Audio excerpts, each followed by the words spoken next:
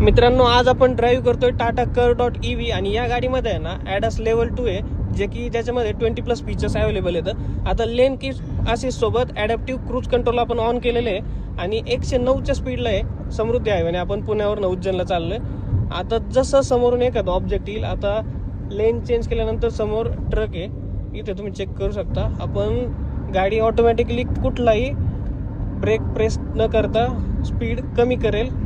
आपण चेक करूया कमी करते का नाही. इथे जर बघितलं तर गाडीचं स्पीड ऑटोमॅटिकली डिक्रीज झाले आणि जसं मी लेन चेंज करेल तसं गाडी ऑटोमॅटिकली स्पीड पण इन्क्रीज करते, जे की स्पीड लिमिटच्याच याच्यामध्ये आहे. आणि लेन कीप असिस्ट सुद्धा मस्त काम करतंय, म्हणजे एकदम मिडल लेनला ठेवायचं ट्राय करते. आणि आता परत एकदा ट्रक आलाय, तुम्ही चेक करू शकता. ऑटोमॅटिकली गाडी स्पीड डिक्रीज करेल.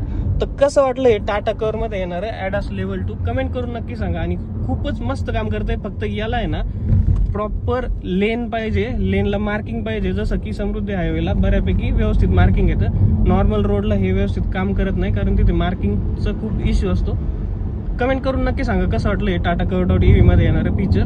आणि अशाच ऑटोमोबाईल क्षेत्रातल्या माहितीसाठी तुम्ही आपल्या ऑटोग्यान मराठी पेजला फॉलो करायला विसरू नका. धन्यवाद.